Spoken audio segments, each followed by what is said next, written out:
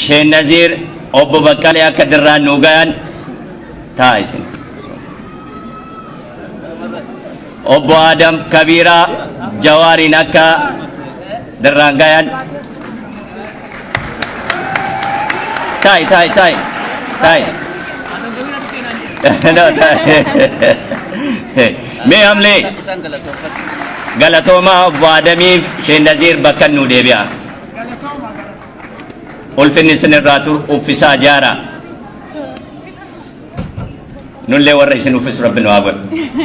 Kanatti aansuudhaan Paaster Fiqaaduu fi Taaddaleen garana nuukoota ijoollee isin guddiftan ijoollee jajjabduu tanamee akka dirraan nageettan kabajaan isin gaafadhaa. Obbo Taaddalee Paaster Fiqaaduun gara kanan naakoota. Yusuf. Injira. Gara Yusuf. Gara nakoota. Taade.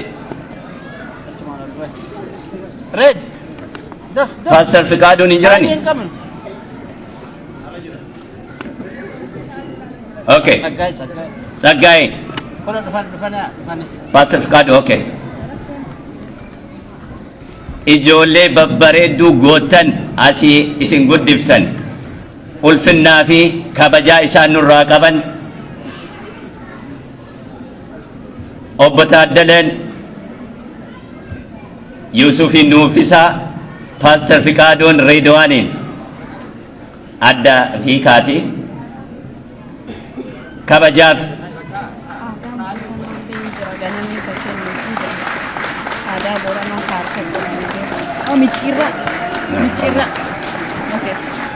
kanatti aansuun hangaftichi Oromoo Boorana aadde Ganameen hatantamaan daftee as baatee waan qopheessite san akka jaraan naadhaa qabdu.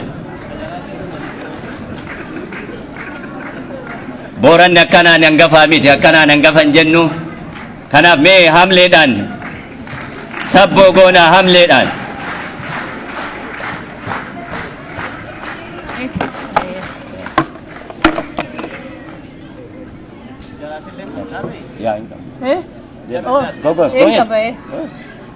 Aye, Oromoo jirtu, siyaaroo jirtu, akka isan babbareeddan isaniin boonna galatooma, especially dubartiin teenta siyaatili booda walit deebina galatooma ulfaadha. Amma kenna qabna, kenna tana mucayyootiya kenna. Kennaan kun miciira aadaa kutaa Oromooti harka keeyyatanii sila keessummaanoo nama dhuftee horii qalanii horiin suni odarii goonee arraas hin geenne suniif bakka horii sun miciira kana harkatti keetti suniif warra keessummaa kennatti kennina. Obbo Baqqalaa. Ijoollee sana. Harka. Ye ijoollee no. Ridwan. Ijoollee tokko. Ridwan Yusuf. Aga nu deemaan jennutti hin deemina bakka. Yeroo wale.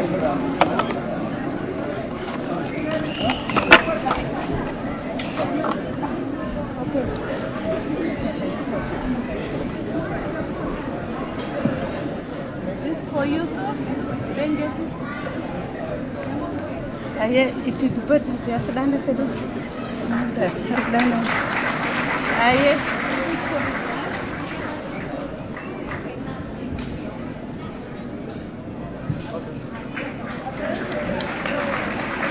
Galatooma gaafa reena odari sanii goone sun dhuftee hawaasiyaatti waliin qalleessanii meedichisanii hiina ulfaadha.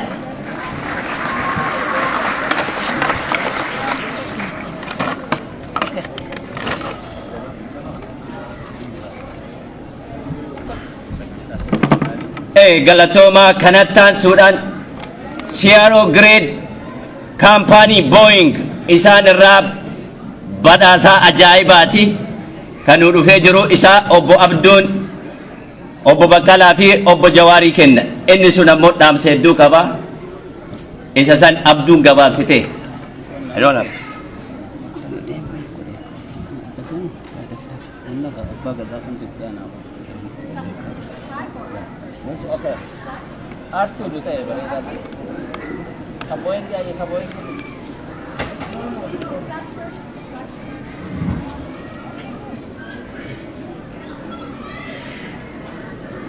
Madi.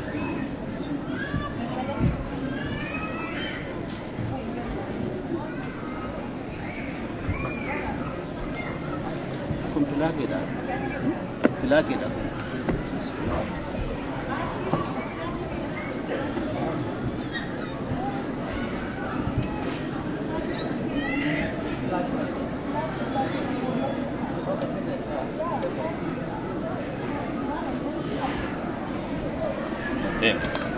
Ya, order dan din.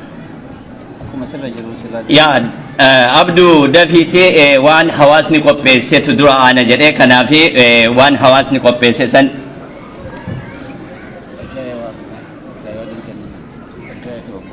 Obasagai for Boisa. Dapat.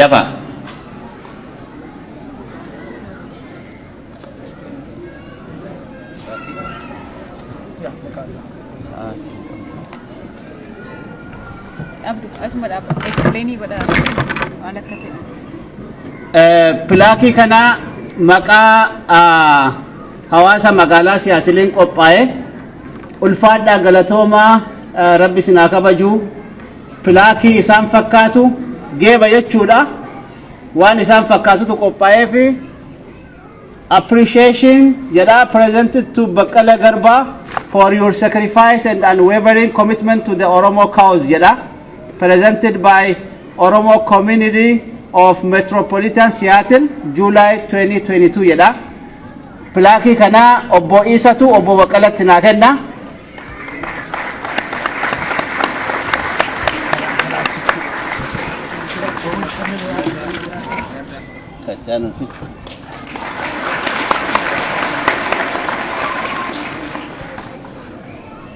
Kunis dhaamsiisaa oluma fakkaata kajawweeti kanuma hawaasa magaalaa Seattle fakkaatu dhaamsi isaanii tokkuma kanaafurran deebi'u kennaa kana namni nuu kennu obbo Tsaggaayee hangafa hawaasa magaalaa Seattle nama yeroo hunda hawaasa kana waliin jiru jechuudha yeroo isaan hidhamaniis du'aa isaatiin maatiin isaatiis cinaa turanii isatu nuuf kennaa ulfaatu Tsaggish.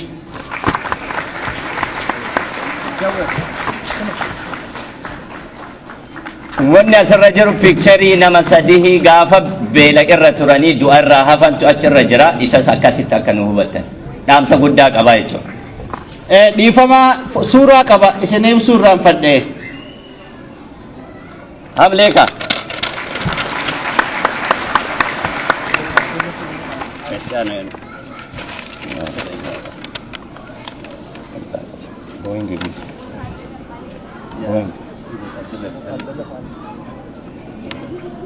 No, Adam Kabirat General Aisha. Kan OLF kan OLF. No. General Aisha. Yeah. What? General Asha from Sandafas.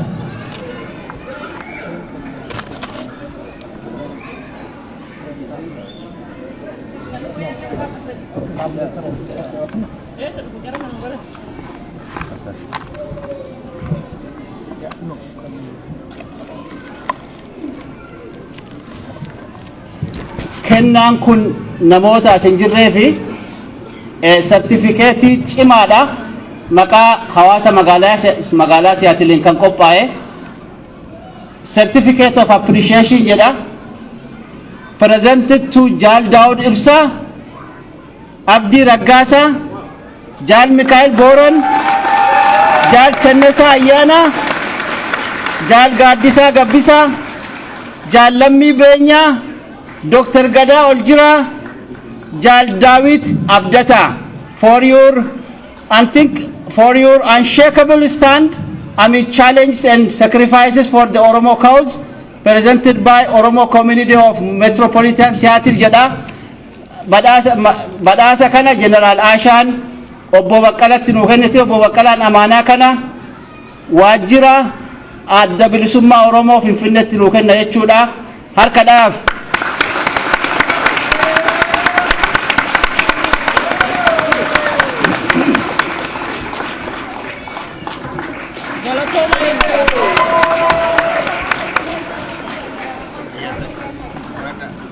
inni kun isaan qofa duun taane hidhamtoota maqaa Oromootiin mana siyaasaa jiran hunda kan ammate ta'a akkasitti akka nu hubattan galatooma.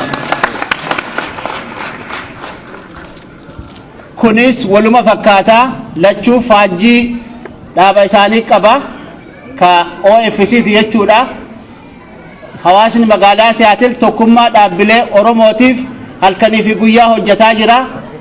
Dhaabbileen Oromoo sabni Oromoo akka tokko ta'u akka waliin dhaabbatu hawaasota akka diiyaasporaatti jiran keessaa magaalaan keenya tokko nuti garaagarummaan qabnu ilaalcha siyaasaatiin waliin qoonnu waliin qabsoofna rakkataa keenya waliin gargaarra qabsoo keenya waliin itichina. Kanaaf kunis kan kenname waajjira OFCT fi certificate of appreciation jedha Professor Mararaa Guddina, Jaal Xurunee Gamtaa, Jaal Hamza Booranaa, Jaal Dajanee Xaafaa, Jaal Sultaan Qaasim, Jaal Gurmeessaa Ayyaanoo, Jaal Harowiq Girmaa, Jaal Mulaatuu Gammachuu jedha. In recognition of your steadfast dedication amid challenges and sacrifices for the Oromo cause presented by Oromo Community of Metropolitan Seattle, isa kana qabsaa'ota Oromoo hundaaf tokkummaa isaanii dhaamaa recognition isaaniif qabnu hooggantoota maqaa hooggantoota olaanoo koree hojii raawwachiiftuu dhaabbilee lamaaniitiin hawaasni magaalaa Siyaatil gumaachee jira harkadhaa. Kana Jawaartu obbo Pastor Firoomsaan Jawaarin nuuf kenna jechuudha. Hamlee xiqqaate ana nyaatu waan nyaanne dhugaa qabdani. Hin nyaanna gaafa takka jiinillee ka soomaati. Guyyaan kudhanii kun guyyaa jajjabaa. Kanaaf agartee hedduu isiniin boonna. Kanatti aansuudhaan Ali as baymiyat. David Ali Jabaa guyyaa hacaa Ankili protestii ijoolleen ankili protestii jettee nickneemii beektee hamlee mee kennaafi. Waliin hojjannee waliin ceene waggaa lamaa kana ituu waliin dhageenye koree kun dhugaa dubbachuuf koree wal dhaga'u koree wal dhaga'ellee walii awwaatu Aliin kana qofa miti ankilii sabaaf sablammiitiin beekama Siyaatil keessatti illee sabaaf sablammii hogguu barbaadu isaan argannaa mee hamlee nu kennaafi siree. Aliin nama ajaa'ibaati. Gaafa rafnees isan nu sossoosa jechuudha. Hiriira hedduu jaalata. Hin dadhabu. Sabaaf sablammoota wajjin tokkummaan inni qabu walqunnamtiin inni qabu ka ajaa'ibaati. Gaaf tokko alaabaa sabaaf sablammootaa dhabnee ufuma alaabaa hunda ka Qimaantiis ka Somaaleetiis ka Sidaamaatiis ka argitee jara ollaatiis qopheessee ufumaa fide jechuudha. Kanaaf intala tiyyatu maal jedhee bakka hiriiraatitti fiiddee harka qabde. Na beektaa jedheen eessi beeka jetteen akkamiin na beekta jennaan ati ankilii protestiitii miti akkamitti si wallee akkasuma jettee. Kanaaf Alii mee harka naa dhaafa gutag. Badhaasni inni nuu kennu namoota argitee hojii ajaa'ibaa hojjetanii gootummaa ajaa'ibaa agarsiisanii garuu maqaan isaanii kaanetu jira. Eenyu fakkatan isinum beektanii isinii kaasuun barbaadu. Eedota Jawaar Mohammad harka dhaafme. Certificate of appreciation presented to Geetu Tarrafa, Bashir Hussein, Tamrat Hussein, Yalamorq Asaffa, Sobboqa Qaaqoo, Kennee Duumecha, Daawit Abdata, Boggaalee Dirribsa. In recognition to your October 22nd, 2019 bravery in defending our leader Jawaar Mohammed and preventing a catastrophic aftermath in the entire country, presented to Oromo Community of Metropolitan Seattle, July 2022. Harkadaaf Aliin Jawaarin nuu kenna jechuudha amaanaa kana. akkana ka hamlee anuun dadhabne isin akkamitti dadhabdan. Kanatti aansuudhaan ammoo kennaa kana eenyuufillee kenninu anaaf abduu kennaa kennaan itti aanu Yuusufiif Reedwaanii sababa qabna nu hoffolcha kennaa inni kenne Animo ka isloo kennaan. akka Reedwaanii kennaa Akka Yusuf kenna. Reedwaan kanaafuu Yusuf kenna. kennaan itti aanu kan Yuusufii fi kan Ridwaanii bakka bu'aa community kanaa kan ta'anii obbo Abduu fi obbo Abdul Aziiztu kennaa fi gara waltajjiittis nafeera. Ijoolleen tun ijoollee ajaa'ibaati. Ijoollee asii guddattee asii barattee jiruu Ameerikaa Magdaanoo waan hunda beektu. Garuu ofirra murteessitee hidhamtee chaaleenjii meeqa keessatti jara kana lubbuu isaanii nu baraaranii kanaaf kabaja addaattu isaaniif mala. Harka dhaaf mee certificate of appreciation presented to Yusuf Bashir for your dedication and sacrifice for Oromo people and cause. Presented by Oromo Community of Metropolitan Seattle, July 2022.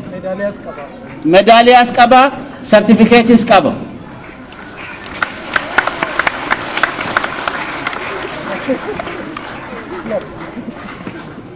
Slow Rajal Kamdaka.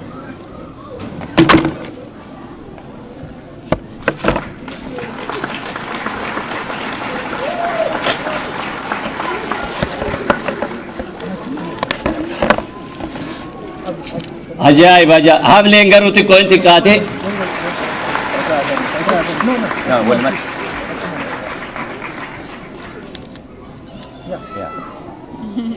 Kana qofaa miti hawaasni magaalaa Siyaatil ijoollee tanaaf kennaa ajaa'ibaa qopheessee jira.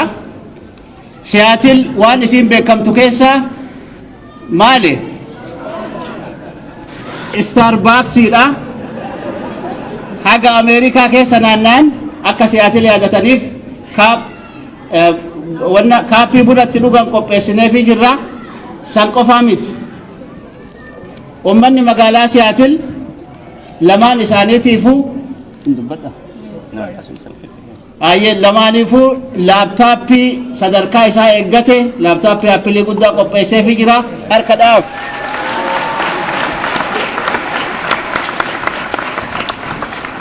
waan dabaa jedhe dubbii booranni akkasumami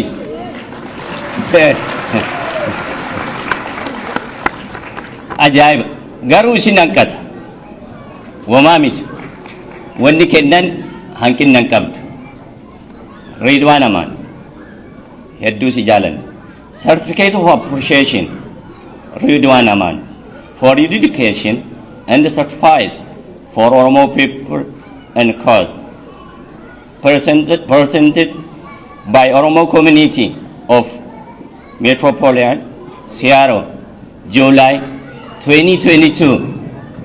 Thank you.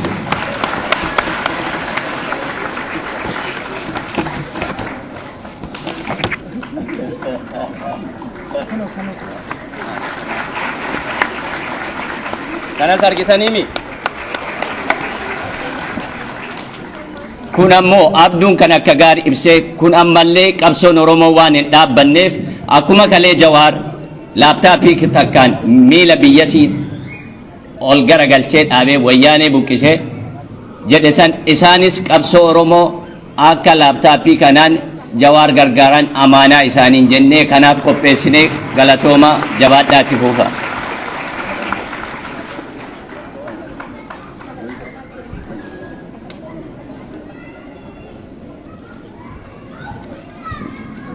Kana qofaa miti rabbiin nu baddisee maal haa goonu naaf obsa ganaa yaa abeetu badhaasaa ajaa'iba dhufaa jira guyyaan heexoo waa qabadhee isinit deebi'aa achi biratti dabbara zeelii tokkollee kaa'ee jira isiin aan dagatina. Thank you guys. Kanatti aansinee kennaa addaa qabna. Waltajjii fudhatte naan hin jedhin Abdulaziz Faasee irraa. Ijoollee lamaan takka asirratti affeera. Ijoollee lamaan abbaan isaanii biyya galee yeroo qabsoo biyya keessatti shoorarkaan uumesan wareegame ijoollee lamaan takka asirratti affeera ijoollee Madiinaa Asnaa Kottaa eessa jirtan?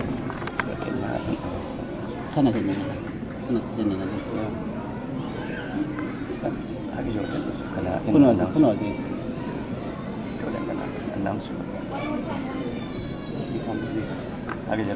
kanuma bakka kanaaf aartiidha.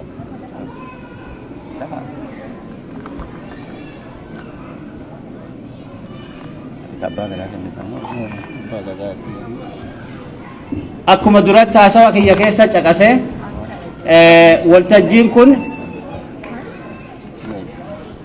waltajjii wareegamtoota itti yaadannu keessumattuu Haacaaluu Hundeessaa, Abduu Jabbaarii fi abbootii gadaa Karrayyuudhaa ka dhiyoo tana waraana mootummaatiin ajjeefaman itti yaadannu waan yaadannoo saniif ta'u aartii qophaa'ee jira. Aartii san ijoolleen lamaan tun abbaan isaanii yeroo gartee girrigirri san biyya dhaqee achitti wareegame. Kanaaf kennaa kana isaantu kenna maqaa gartee wareegamtoota saniitiin kennanii akka hawaasaatitti dhaamsi nuti jawwee fi baqqeef qabnu amaanaa kana bakka nugaa haqa isaanii barbaada haga dhumaatitti namoonni yakka kana raawwatan akka seeratti dhiyaatanii gaafatamaniif akka dhugaan isaanii ba'uuf hojjadhaa ka jedhu dhaamsa cimaa waliin kennaa kana aartii kanatti kennina jechuudha.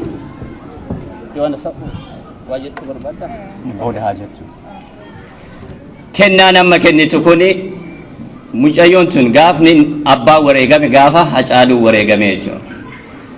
Guyyama san wareegame guyyaa san gootota baay'ee dhabnee waan isiin haa kennituu barbaanneef qabna. Kanaafi mee hamleedhaan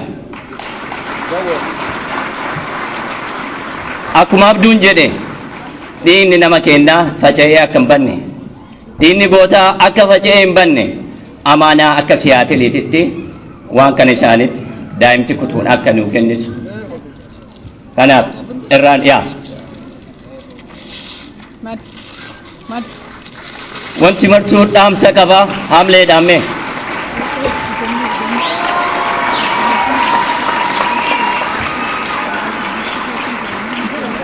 This is from Great Seattle, Seattle.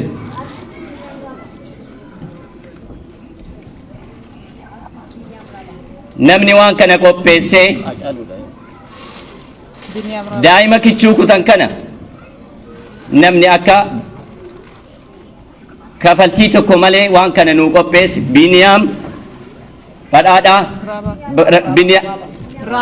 Biniyaam Raabaa sorry Minnesota jiraata mee yeroo tokko naa galatoonfadhaani horii sii kafalannaan naan kafalina haceen horii guddaadha koota hin deemina. You want to say few words? You want to say few words? Okay, very quick. Okay. Very quick. Make it quick.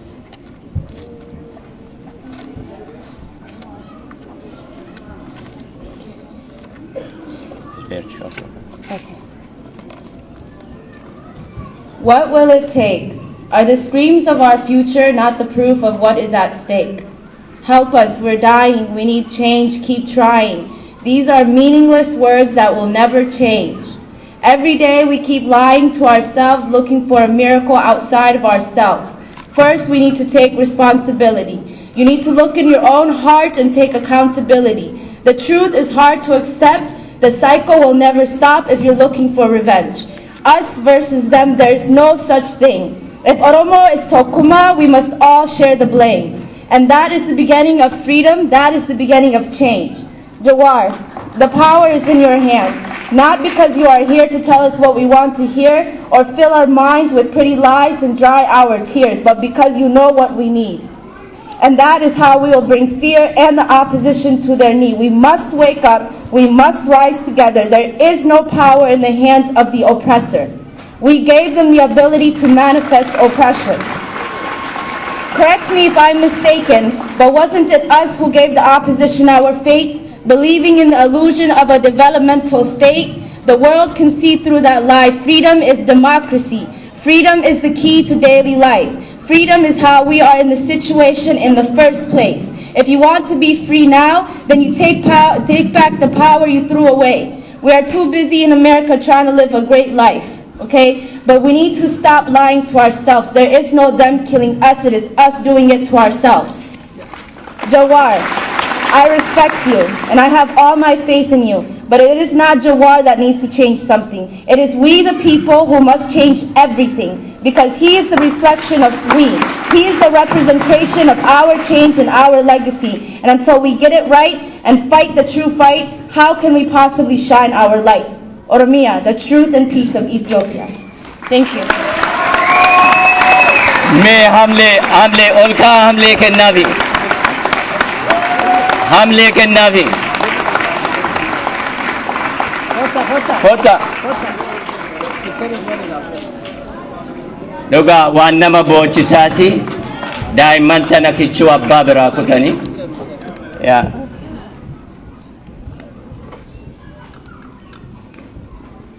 Madiinaa galatoom akka gaarii guddiftee ulfinni siif haa ta'u abbaan illee darbu haati jabduun yoo jiraatu akkana guddisti ijoollee thank you hamlee kennaaf himee Madiinaa guddisaa ijoollee keessan karaa kanarratti isaantu boru biyya dhaala isaantu boru bakka kana bu'ee hojjeta. Yeah, it's so emotional. Abbaan isaanii Adaamattiin finxaaleeyyiin nafxanyaa gaafa caaluun deebi'ee ganii. I think dhaamsa bareedaa dabarsanii strong message. Thank you Madiina haadha gaarii qabaachuun ilmaan akkana guddisanii ilmaan waa'ee sabaa dubbattu oomishuun argitee galata guddaa siif kennisiisa. Madiina ulfaadhu galatoomisiin jedha. Kanatti aansinee ammaas amaanaa biraa Jawaarii kennina bakka itti kennina. Amaanaan kun in argitanii innis waanuma argitee wareegamtoota Oromootiin wal qabatu emotional taanee wanna jechuu miti haqa isaanii barbaanna akka hawaasaatitti kanaaf san irratti akka nu hojjetaniif amaanaatti kennina jechuudha. Abduuka akkuma beekamu kennaan kun kennaa obbo Baqqaleen waan Abdul Jabbaar hojjetaa ture nu hundinuu ni beekna akkaataa itti inni du'es nu hundinuu ni beekna akkuma amaanaa Hacaaluu isinitti kennine dhugaan Abdul Jabbaaris akka baatu nu caalaa isa ni beektanii kennaa kana kabajaadhaan akka nurraa fuutee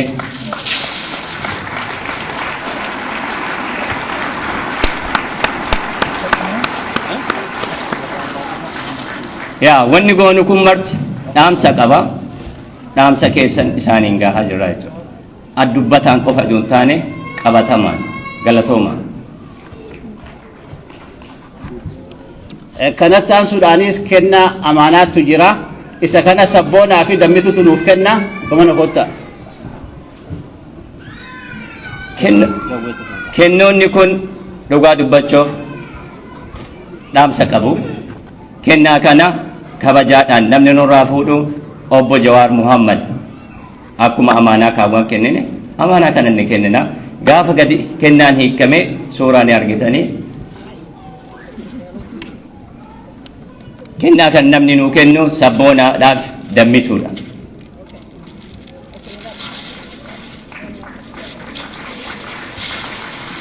Abbootii gadaa akkatti wareegaman ni beektani kanaafi amaanaa dhiinni jaraas akka lafan banne seenaa kam keessattuu bita gittaa kamiin keessattuu gochaan abbootii gadaa ulee isaanii malee halangee isaanii malee hayyuu isaanii malee beekumsa isaanii malee waa harkaan qabani isaanis amaanaa dhiigni isaanii akka lafan banne isaan Jawaariif Baqqalee qofatti tun kennine ummata Oromoo guututti amaanaa kan akka nuu geettan akka bakkaan nuu geettan kabajaadhaan isin kennanna galatooma. Akkuma beekamu gosti Oromoo Karrayyuu nama hin qabani ala kana akka nuti gosti adda addaa argitee galma kana keessa guunne nama Karrayyuu amma dhalataa Karrayyuu as keessa barbaanne hin arginu jechuudha nama kuba tokko keessa. Kanaaf ummata kanaaf sagalee ta'uu qabna. Ummanni kun Karrayyuun Oromoodha. gosaan gafa namallee asii qabaachuu baatan nu qabanii nuti foon isaaniiti saba isaaniiti kanaaf isaaniif sagalee ta'uu qabna jechuudhaaf kennaa kana qopheessine amaanaa itti kenninee jirra jechuudha. Kanatti aansee akkuma duratti kaasaa turre Oromoo protestii yeroo gartee hiriira ba'aa turretti SPD Seattle Police Departmentiin hedduu eegumsa nu godhanii hiriira irratti akka hirmaannu akka nagaan bobbaanee galluuf hojii guddaan waliin hojjetaa turanii nu gargaaraa turanii SPD bakka bu'uudhaan geeba kana fuutuuf asirratti affeera.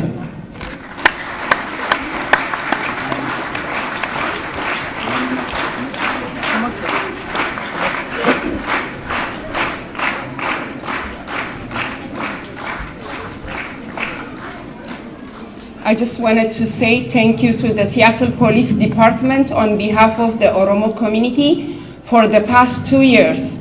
They were out there, make sure we are safe on our protest. And I wanted to say especially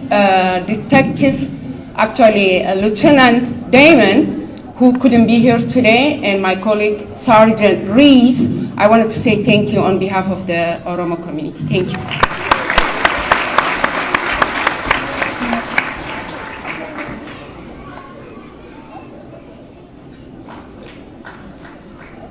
Okay, just go ahead. Yeah, ammallee dhaamsa ajaa'ibaa qabannee dhufuuf deemna. Hin dadhabinaa na jala. Hin dadhabdanii ree? Akka gammaddan abdii qaba rabbirraa inshaallah du'aa illee godhaa. Sagantaan keenya gara goolabamuutti deemaa jira tokko lama jedhe. Gara goolabamuutti deemaa jira asumaanii nyaanni garaagaraa as keessatti wanti dhandhaman jiraachuu baates haasawaa mi'aa fi waan ajaa'ibaa as keessa jiru dhandhamaa garaan keessan akka guutee jiru sammuun keessanis akka gabbatee jiru abdii guddaan qaba.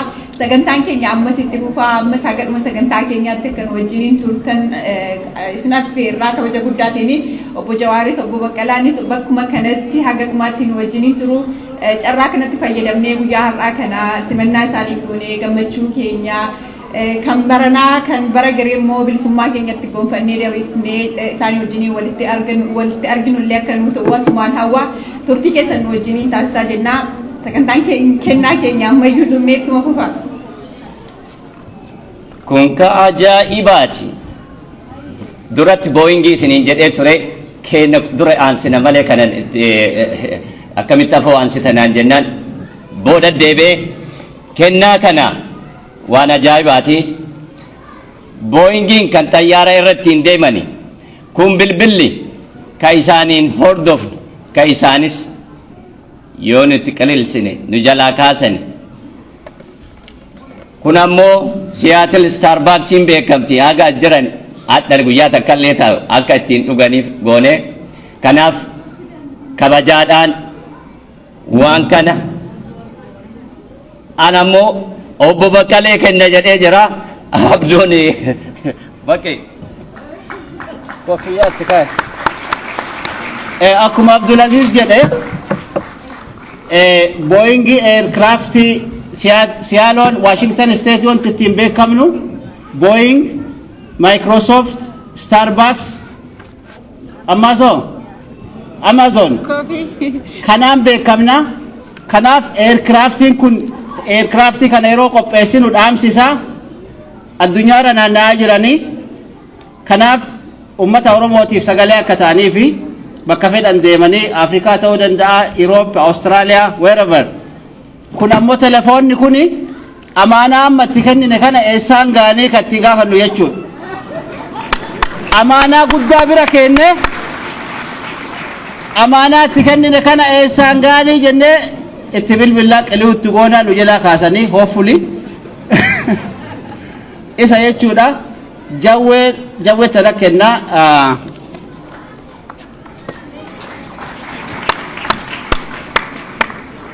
ani jawwee kenna innaan arrii akka ajaa'ibaa baafteerta Baqqalee kenninaan jedhe.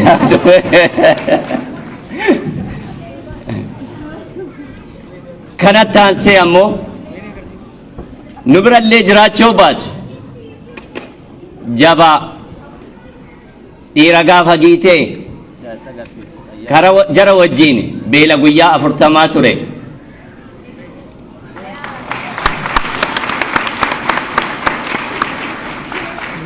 Boeing haaraa 787 kan jedhamu kan dhiyoo sana bahe.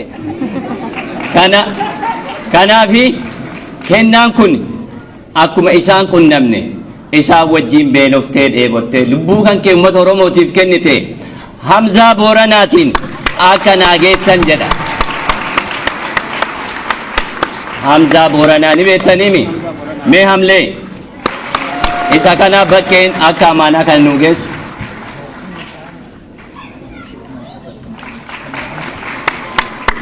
Yaa wanni goonu kun martuu kabajaa keessattu kana maraa godhe jechuudha akkuma duratti. Kanaaf mee ofii harka kennaa. Kanatti aansuudhaan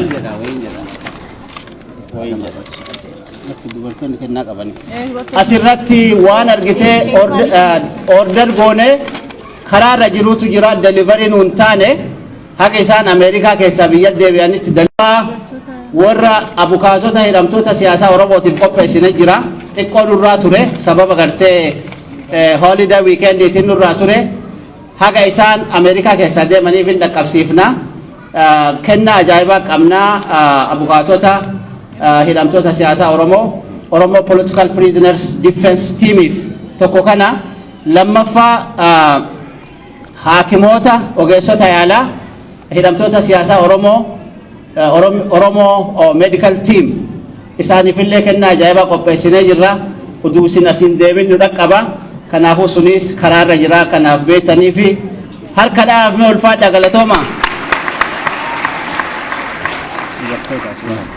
kanatti aansinee Oromoo providers Khadija Zeenabaa fi Jamila asitti affeeraa kennaa qabanii keessummoota kennaaf kennaa qabanii gabanas koottaa.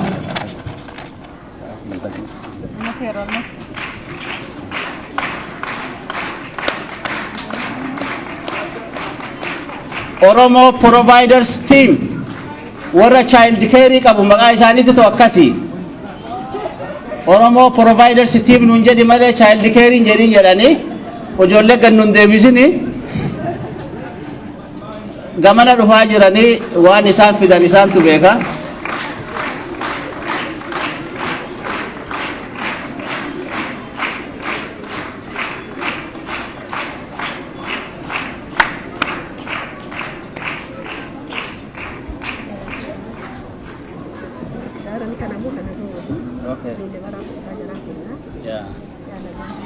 karaa biraatiin mucaan Nagayoo abbaa Nagayoo Huseen Aagoo jechuudha mucaan Khadijaatis kennaa ajaa'ibaa wayii jawweefaaf qopheessee jira haati harkaa qabdi sanisitti nuuf kenniti waan nuuf qopheessaniisitti kenniti.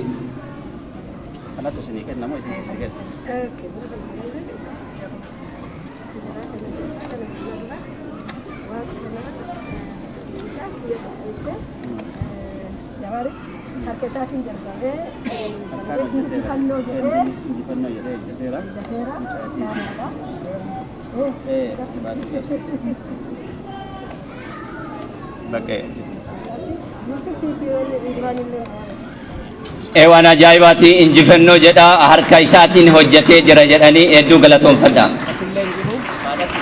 Asirlee jiru haadhatti dhaamatee ergaa kana haadhaan naagayi jedheen.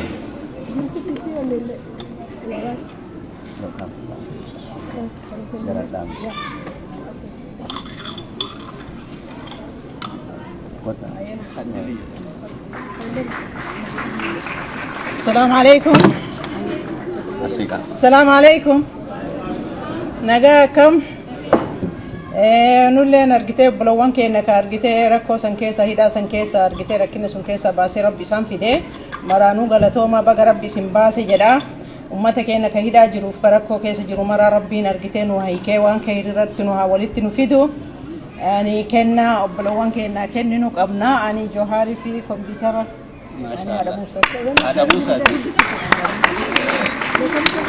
ما شاء الله حملة السلام عليكم galatooma Oromoo borobaara obboleeyyan keenya ka giseera akka duna bira dhaabatu ka waliin dalagannu galatooma warri horii kennee kompiitara kana bite obboleeyyan keenya ka Oromoo borobaara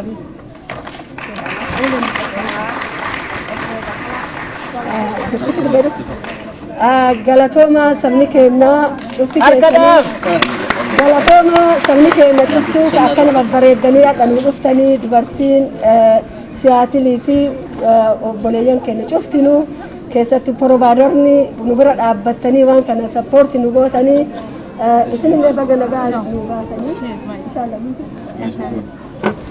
akkasuma nagaa Yusufii fi Ridwaan illee kennee jira amlee kennaafi.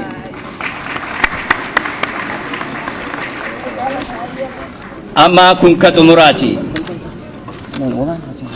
Haasawaa miti kenna biraati hafe. Arge ka dubartii boonana. Yaa si boonana ati miti ka biraallee jira. Abboochaa sabboo boona. Itti fufyaa. Okay. Ka biraati jira. Kanatti aansuudhaan dhiifama guddaa isin gaafata. Kennaa yoo dhufe agartee deebisaa jennuuni. Kanatti aansuun abooshaa sabboo goonaa ganame. Ayyee ni yaama taasise. Dubartoota kennaa qopheesseera. Isiin ayaamtu. Eenyuuni? Dubartoota zakkiyaa fa'a. Hin qabnu hin qaqqabnu. Kam sagantaa? Dubartoota magaalaa isaatti kennaa qabanii jettaani. Zakkiyaa fa'a. Hayyee dubartoonni magaalaa Siyaatilii kennaa qabu. Zakiyaan fa'aa bakka kanatti argamtanii kennaa keessan akka keessummootaaf kennitan kabajaan isin affeerraa.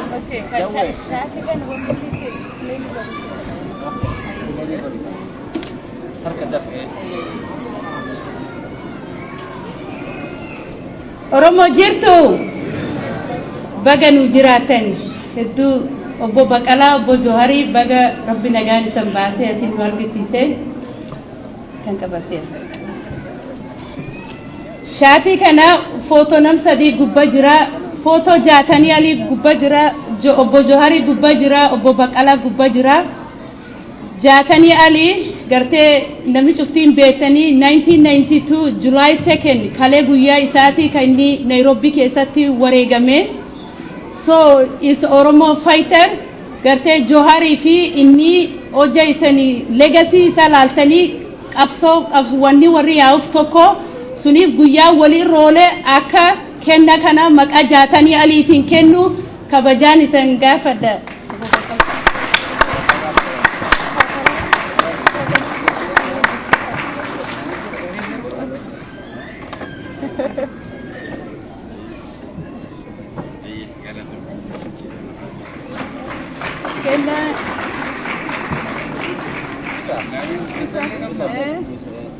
Masyaallah.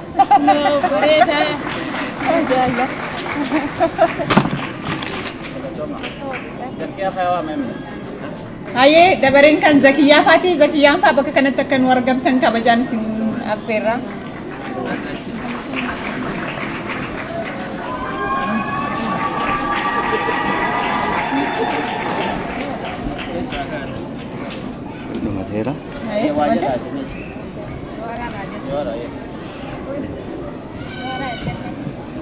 بسم الله الرحمن الرحيم السلام عليكم السلام عليكم ما شاء الله كمال ببريدني ما شاء الله قمتشو قدوك أبنا هايوتن كينيا كاسيتي أركبي فيان نبرتي أركبي الدو يادات الري الدو قرتي قدات الري ربي قدسن كيسا نباسي أس كيسا نفيدي إسان اللي نفيدي الحمد لله جنة قالت قدا قلشنا اتقمنا أكسموان قرتي جيفتي كينيا اللي إن شاء الله إنكننا جيفتي كينيا سبرايز وكنت تشكنيناتي إن شاء الله جنة كسيك وقواد السلام عليكم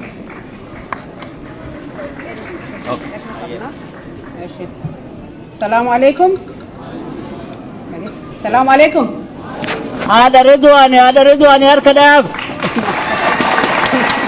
galatooma duraan dursee rabbiin galata galfannaa galata rabbii jennaa ummata kana asitti arguu kennaaf Joharii nutti deebinee hin argina hin jennee turree amma lama tahanii argine alhamdulillah galata rabbii walloo agarsiise galatoonfannaa hagasuma jechuuf waan guddaa dubbachuun barbaadu kennaa xiqqoo akka dubartii magaalaa siyaatilitti qabnaa fi soonuma kenninee dubbifna jedheeti galatooma.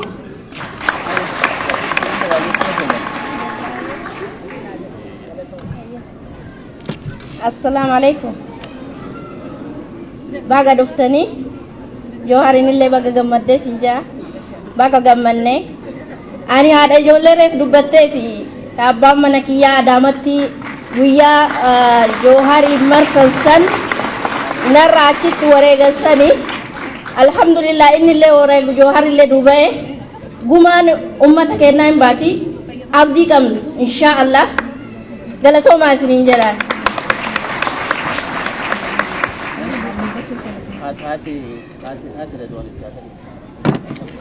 waan ajaa'ibaa kennaan jara kennaan nuuf jarri beennu qofaa jedhani kennaa ol ba'ee mul'atuu miti isin himaare lakki hin himinnaan jedhani na offolchaa meebii maaltu beeka waan kiisii kan seeraalee ta'uu danda'a kanaaf hamlee kennaafi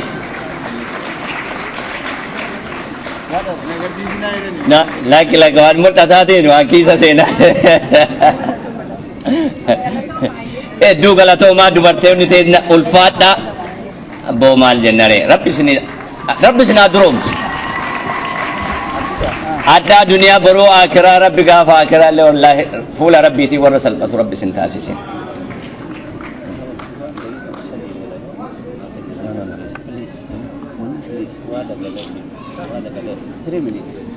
amma gaafiif deebit yaada seena gaafiif deebii kana ammoo hagatti qophooftaniif hagatti yaaddaniif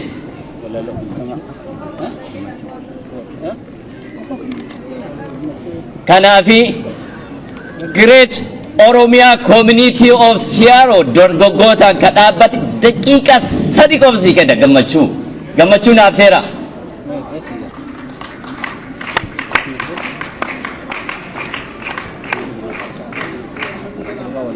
waan dabaat mee haga inni dhufuuf walaloo bareedduu guutamaa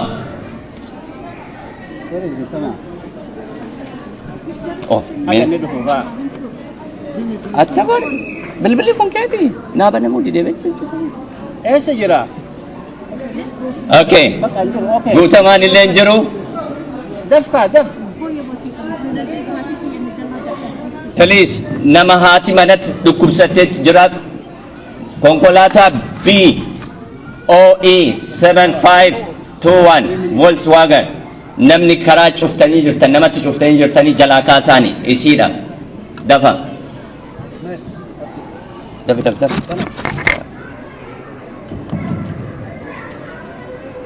Indagama Duraan dursa Jawaar bakkee baga pindiina jala baasee asitti wal nu agarsiise jechuu barbaada. Gamaan karaa walaloo kiyyatti foofu. Baga waliin dhufnee baga wal arginee barhamaaf cimaa waliin dabarsinee daandii qabsoo irratti hayyuuf goota dhabne akka diinaaf miti rabbiif haqa geenye. Fincilli gabrummaa waggaa 4 duraa wal ijaaree lammiin hayyuun bane karra gufuu gufachiisaa hunda karaa guuraa aarsaan heddummaatus har'aas geenneerra. Oromoo Oromiyaaf goonni lubbuu dhabee jaalala biyyaatiif meeqa lafeen cabee duuti hacee kan koo laphee koo na gubee meeqa lammii keessaa achi buutee dhabe. Hacee gaafasanii dubbii kee dhadhaadhaa sirraa dhuge sabni kichuu Oromoodhaa saba boonsisanii qaalii koo fudhattee kinoo yartuun diinni. Kaampaasiin Usmaayoon itti dararame kan Nadii Gammadaa keessatti ukkaanfame erguuf kaayyoo gootaa haceen faana deemee dhugaa jirtu baasee haceen koo nyaatame bahuu qaba dhugaan hacee kootii seenaaf seeraaf tolti. Hidhaa fi ajjeechaan qabsoon gufachiifnee karaa dhugaarraa dhaloota maqsine gootni wareegamuus gootan dhabne tenne dabareen kan kennaa nuti sasiin geenne. Goota sabni kan goota yeroo maraa kan sabatti ilaallee rakkoo fi gidiraa gootawwan kaleessaa qaban maqaa boonsaa Taaddasaa Birruuti fakkeenyi barnoota Maamma Muzammil kan onneen qeerransaa Alamuu Qixxeessaa jatanii fa'aa kan qabne fakkeessaa qabsaayoota dhugaa hayyoota gurguddaa sooressa Oromoo jaarraa abbaa gadaa Elamoo Qilxuu fa'aa kan onneen ibiddaa Haaji Aadam Saaddoo kan hin beekne sodaa. guutama hawaasiif leenci baaroo tumsaa misaa'ila sabaa artist eebbisaa addunyaa abdii kopheetii fi Mustafaa Harawwee har'as baay'een jiru dhukaastonni qawwee goota Oromiyaa yaa Aliyyi Cirrii falmiin kan kee falmii sirrii seenaan keessan seenaa dhugaa goota Huseen Bunee diina addaan diigaadde leenjisaa diigoo fi yaa qeerroo nageessoo lubbuu teessan dhabuun nu baastanii masoo walloo sanyiitiya yaa ilmaa warqituu diinaaf gadi hin jenne kunoo hangar'attu dubartoonnis jiru qabsoo kana keessa Oromiyaaf jecha lubbuu godhan aarsaa Asteer Gannootii fi Ilfinesh Qannooti asli Oromoo fa'a Aashaa Muhammadi akkasumas Jeneraala Ten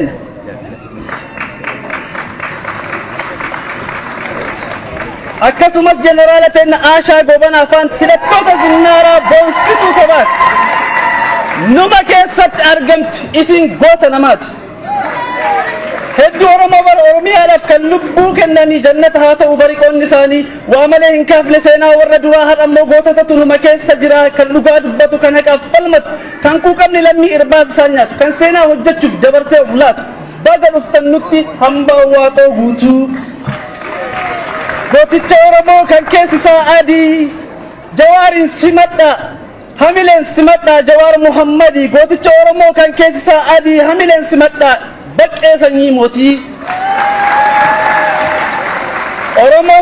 Oromiyaaf jecha hidhaan dabarsite dantaa bu'aa keetiif ati yoom sochaate daandii qabsoo irratti riqicha nuuf taate hedduu si jaalanna jawwee baga baate hambaa taaddee birruu goota karaa saaqee onnachiisaa dhugaa baqqee baga baate waggoota dheeraadhaaf hidhaan dabarsite mana hidhaa irratti coraan sirraa suute osoo nuuf dhamaatu kinoo har'a geette daandii qabsoo irratti dhaloota oomishte daandii qabsoo irratti dhaloota oomishte karaa keessan dhaallee kinnoo fudhanneerraa umrii nuuf dheeradhaa jiraadhaa yoo maraa umrii nuuf dheeradhaa jirodhaa yoo maraa kinoo as genneerra waan baay'ee taaneerraa har'as hin dhaabbannee rakkoo fi gidiraan hoggantoonni Oromoo itti yaada marraa lama gargar hin fiiginaan dhaamsa kootii bara gargar hin fiiginaan dhaamsa kootii bara hiree Oromoodhaaf Oromiyaa keessatti diinni nu murteessi qawoo keessatti waadaan qabsaayotaa kan nadhii kan kootii kaayyoon Oromoodhaa galma gahuu qabdi kaayyoon Oromoodhaa galma gahuu qabdi hayyoon Oromiyaa waliin harcaasinaa ufii wal qeexanii saba niraartina waltaanee tokkummaan dhugaateen na baafna qabsoon hin dhaabbattu galmaan gahuu qabna qabsoon hin dhaabbattu galmaan gahuu qabna dubbisaa waloroo ana Guutamaa Muhammad Sanii galatooma hedduu galatooma kanattaan suudhaan gara baqqee fi jawee isin deebisaa an eenyuyyuun kennu waan danda'an Sandura ijoollee taniin Please ijoollee teessan qabadhaa galma kana amma daalara 5,000 adamamtanii jedhanii himanii jiran. ijoollee tana qabadhaa ijoollee teessan qabadhaa alabbatu jiran ammallee dhaala baanii dhaala keessa deemaa please amma jawee fi baqqee isin dabarsee jira galatooma isaanumatu fuudhaa yaadalee isaan borullee Poortlaandi deemanii hedduu dadhabanii jiranii gaafiin illee hedduu gaafatamaa ture kanaafuu garuma isaanii isin dabarse.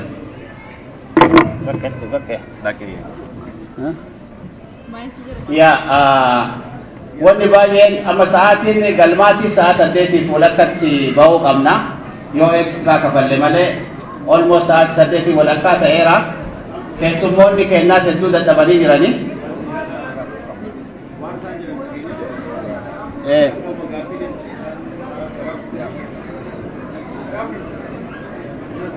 Give the youth a chance. Let me to Okay, cool. Ijoolleen kottaa ka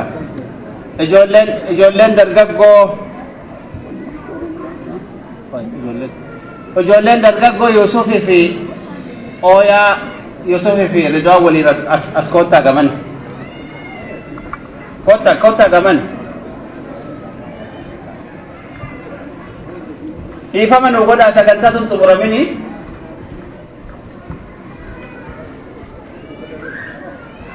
Ooyaa Tamiimaan gamana kottu Madda Walaabuu Siiraaj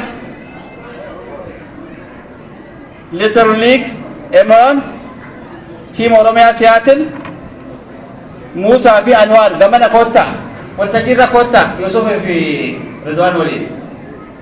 We are going to the closing, please hurry up.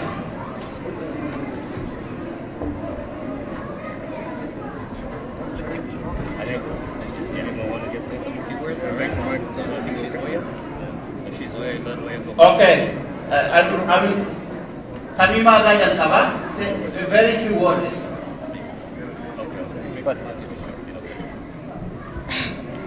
Hello. Assalamu alaikum wa rahmatullahi wa barakatuh to all my Muslim brothers and sisters. Akam Nagaya. Hi. How's everyone's day going for everybody else? First things first, I just want to say welcome and welcome back to our very special guests. You guys know who they all are.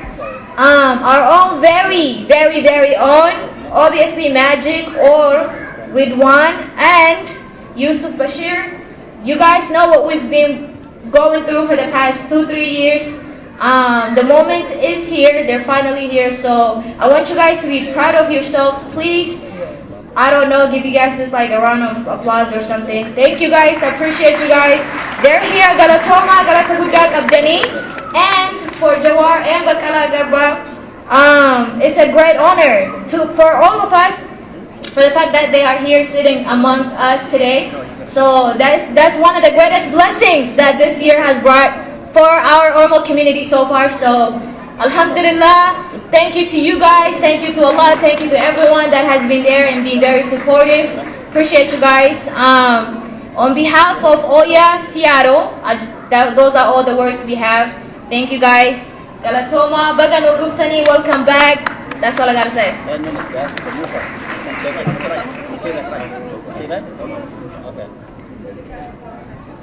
Okay, assalamu alaikum. Madara soccer team represent Gode Asrufe. So namni angalate fachu fedu kesuman kenya baga nagan guftanin jada iti anse Ridwanin nagalate fachu fada team kenya bone do jecha ture arsai ni ka fale community kuni beka edu galate fana Ridwan na galate fada asabu dangaru galato manje.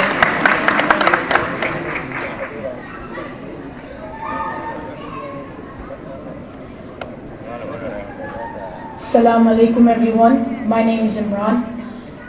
I am very happy to see Ridwan and Yusuf back home, and I am really excited to see Jawar and Bakala.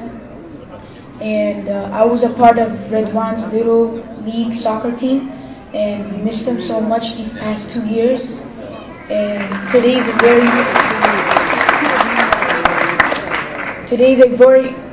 very important day for me and my community because we are finally reunited with Yusuf and Ridwan. Welcome back,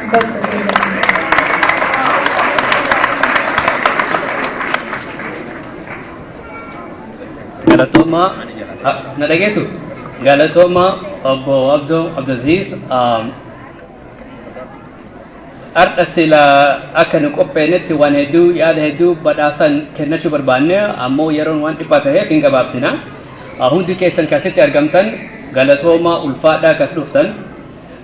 Don duse baganaga duftan Abu Bakar Garba Abu Jawar Muhammad sila saganta dik o fi afan Englishin hike umat ke sumato ke naga afan indagene bikona opsa na of culture. Good afternoon, Team Oromia Seattle wanted to spend a portion of this event to recognize and welcome Ridwan and Yusuf. We have experienced over the past 2 years a lot of trauma. This community has gone through a lot of pain and shock.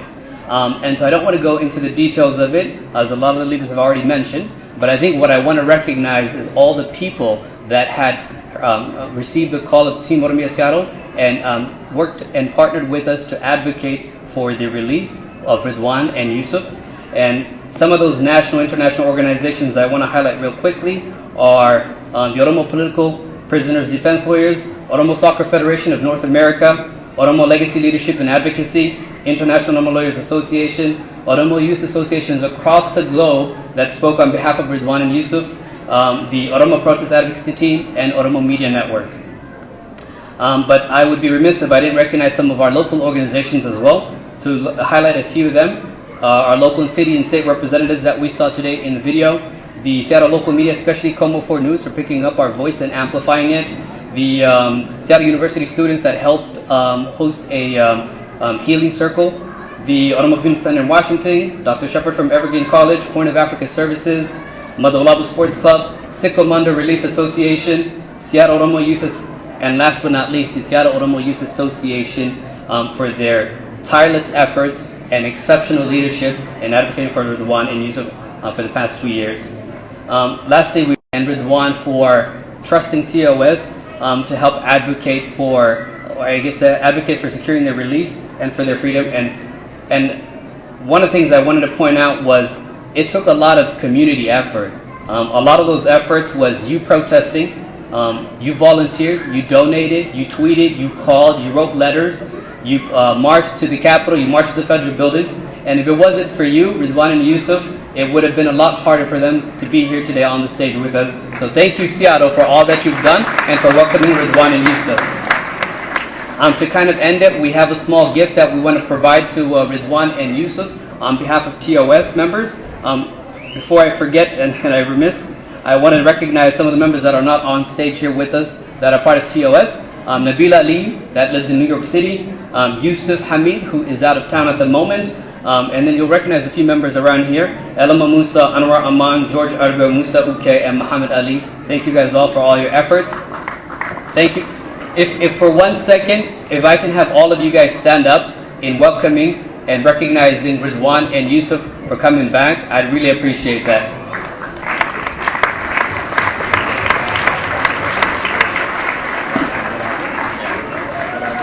So I'll give this gift to Ridwan.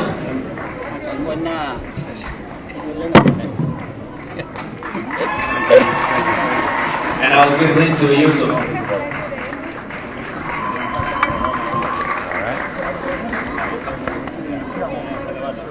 Bye, Galatoma.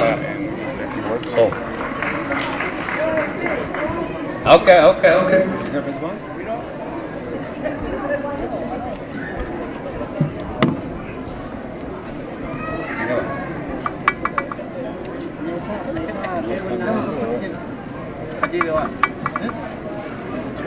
Sound and data, Galatoma.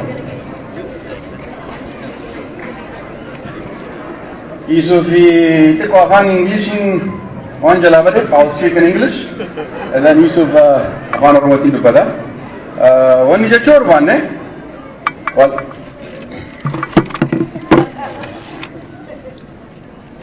it is good to be back, guys.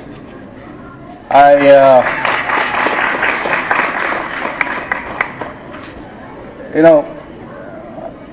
can't. I get very emotional, and I don't have much word to thank you.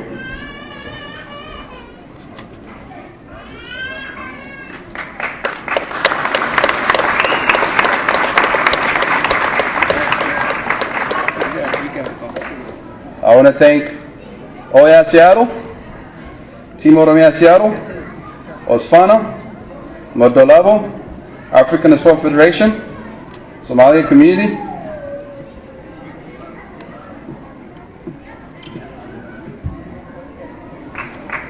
last but not least, I don't know what we could have done without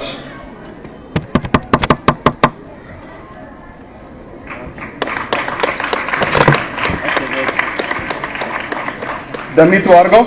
Stand up, Damitu. It's a Martinu Damitu for that. Thank you.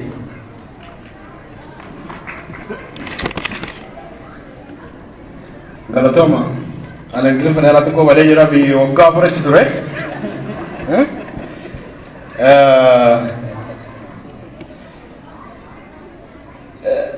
Journey bare lage sadurre.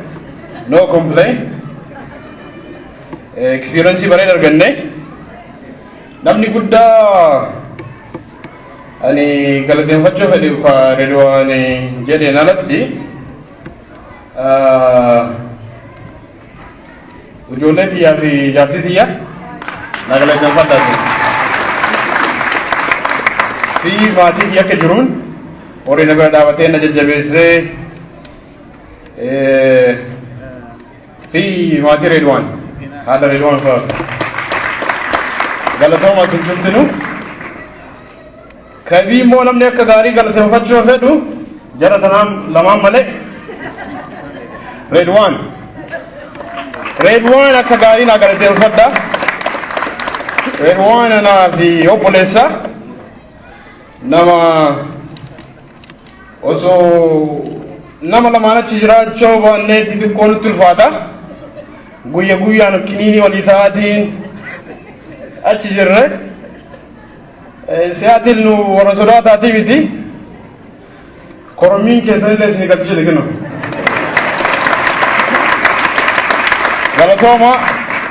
galatooma baay'ee ulfaadhaa isin jaalanna warri nu dhaabattan warri firii jettan juuttinu warri hin jennellee galatooma baay'ee isin jaalanna waadaa keessan hin nyaanne nulle dhufne galle welcome and anaa fi Reedwaani isinii fi miti warra keenya adii fi kennaa qabna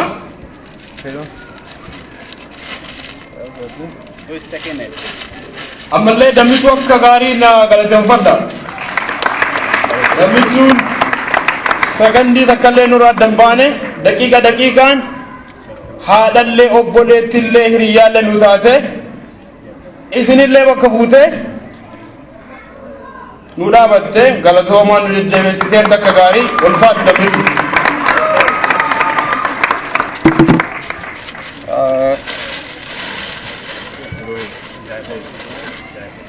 This is a recognition of Representative Jay Paul.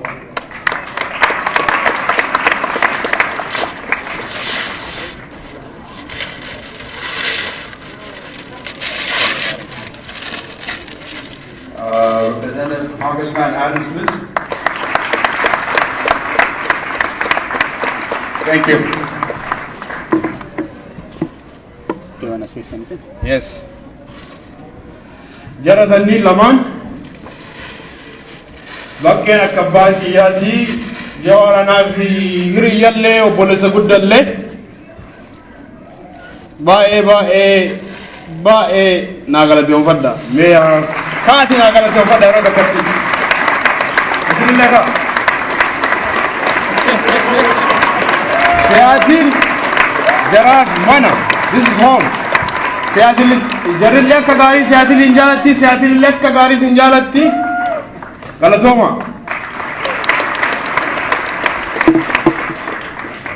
ulfaadha galatooma dargaggoota keenya isiniin boonna you did a great job we proud of you baga gara siyaatiin nagaan dhuftanii welcome home we really appreciate what you have done for your community and what you are doing for your community really appreciable kanatti aansee itaa baqqeetti deebisa galma isaatiin galmaaf kireeffannee daqiiqaa gara kudhanii nurra dablee jira saddeeti walakkaa dhufuu qabna mee waanuma baqqeen isiniin jedhu dhageeffannee achumaan wal eebbifna jechuudha nu hoffolcha dhiifama guddaa nu godha. Sagantaa keenya gara xumuruutti deemnaa dhugaafis deebii fudhanneetti baay'ee jaallanna ture haa ta'uutii garuu yeroo innis baay'ee deemeera waa ijoollee kanaa wayi tokko dhugaa dubbaddeetan xumuruu barbaada. Yoo dhugaa dubbannee fi Reedwaanii fi Yesuuf otoo hin jirre ta'eeti hidhaan kun nuti kan keessa baanu hin turre. Homaallee nuti dhaga'amin akkuma mana keenyaatti keessa jiraannee akka baanuuf ijoolleen kun otoo hin jiran ta'eeti baay'ee. Sila waa'ee Yesuuf waa'ee dubbate tokko inni marqaa fidiitti jedha. Ani kophee fidii jedha. Hamsaan qoricha fidii jedha. Inni tokko waa biraa fidii jedha. Kana hundumaa al tokkicha waan shan ja'a jenna. Achi keessatti lama yookaan sadii fideetu ni raanfata. Ganama yeroo wala ibsiidhan hin dhugu silaa kan keessan gaaffiin keessan hin dhugu maal ta'e immoo jedhan wala ibsi jedha. Kanaaf maqaan isaa wala ibsi jennee yeroo mana yaalaa turre immoo yeroo mana yaalaa turre guyyaa digdama guyyaa soddoma nyaata malee yeroo turre sani amalan qabu waluma keenya yeroo tokko wal lollaa maal jenna hin beeloof namni sababii beeloof dhufe namni beela yaaman qabu poolisii lollaa hakimii lollaa isaan immoo gaafa dhufan immoo waan meeqa jennee isaaniin illee lolla kana hundumaa danda'aniiti kan isaan keessa dabran otoo isaan hin jirre ta'eeti dhugaadhuma hin dandeenyu turre waan barbaannu hunduma osoo lollu osoo itti dheekkamnu osoo maal jennu kana hundumaa danda'aniiti keessa darban ijoolleen kun dhugaadhumatti ijoollee rabbi isinii kenne ramallee rabbi isiniif haa eebbisu alhamdulillah jenna waa'ee isaanii kanaaf nuyi sagantaa keenya xumurreerraa gaaffii akkasiin qabdan hin beekna garuu immoo yeroon baay'ee nu daangesseerra yeroo baay'ee gaarii qabaanne isinii wajjiniin baay'ee sin jaallanna waan isin nutti kennitan kanaaf kaargoodhaan yoo feene malee fuunee galuu hin dandeenyu fayyaa ta'aa ulfaadhaa yoomillee sin jaallanna galatoomaa isiniin jenna. Let's go.